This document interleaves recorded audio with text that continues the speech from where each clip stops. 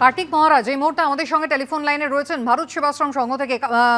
মহারাজ, যেটা জানতে চাইবো, একদিকে আমরা দেখছি যে প্রতিদিনই তালিকায় নতুন নতুন করে সংযোজিত হচ্ছে সংখ্যালঘু হিন্দুদের নাম, যারা রীতিমতো বাংলাদেশে একেবারে নির্যাতিত নিপীড়িত হচ্ছেন, কিভাবে বাঁচবেন বুঝতে পারছেন না। নাবালিকা, সেও ছাড় পেল না, বাড়ি থেকে তুলে নিয়ে যাওয়া হবে এমন হুমকি দেওয়া হয়েছিল। এদেশে আশ্রয়ের চেষ্টা করে বিএসএফ এর হাতে সে ধরা পড়েছে। এটা তো বাংলাদেশে এরা তো সেইভাবেই প্ল্যানিং করেছে না। আমাদের আস্তে আস্তে বাংলাদেশে হিন্দু শূন্য হয়ে যাবে এবং এরা যে কিভাবে আর যে কটা থাকবে তাদেরকে ধর্মান্তরিত হয়ে থাকতে হবে, না হয় তাদের মৃত্যু বরণ করতে হবে। দুটো পথ, আর তাছাড়া তার কোনো পথ নেই এদের কাছে এখনো পর্যন্ত। সেইভাবে ভারত সরকার চিন্তা করছেন, কিন্তু খুব টু লেট হয়ে যাচ্ছে। এরপরে যে কটা থাকবে না, এটা তো হুমকি দিচ্ছে নানা রকম ভাবে।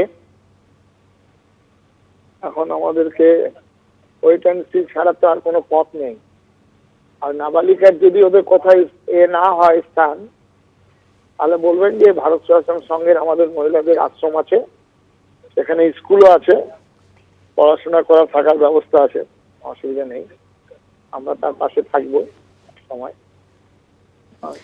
মহারাজ, সব থেকে গুরুত্বপূর্ণ এবং ভয়ের জায়গা যেটা, যে মা বাবা বাংলাদেশে রয়েছেন, তারা অসুস্থ, তারাই মেয়েকে বলছেন যে প্রাণ বাঁচানোর জন্য ভারতবর্ষে গিয়ে আশ্রয় নাও। মানে পরিস্থিতি এতটাই ভয়াবহ যে বাবা মা পর্যন্ত নিরাপত্তা নিশ্চিত করতে পারছেন না কন্যার।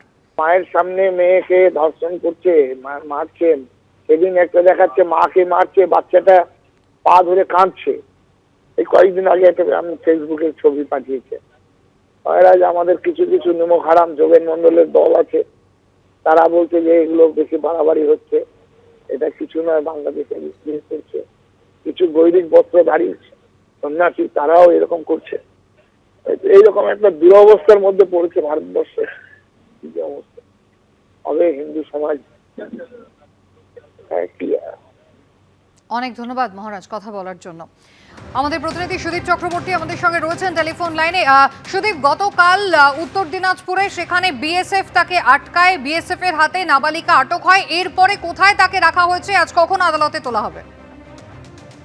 দেখো, তোমাকে বলি, গতকাল রাতে কিন্তু এই নাবালিকা ফতেপুর সীমান্ত, যেটা চোপড়ায়, সেই ফতেপুর সীমান্ত বিএসএফ এর হাতে সে ধরা পড়ে যায় এবং তাকে গতকাল রাতেই কিন্তু বিএসএফ তাকে চোপড়া থানার পুলিশের হাতে হ্যান্ড ওভার করে এবং তারপরেই কিন্তু সেখানে স্থানীয় যে সিডব্লিউসি যে রয়েছে, চাইল্ড ওয়েলফেয়ার কমিটি, সেই কমিটির সদস্যদের ডেকে তাকে কিন্তু চাইল্ড ওয়েলফেয়ার কমিটির যে হোম রয়েছে সেই হোমে তাকে পাঠানো হয়েছে।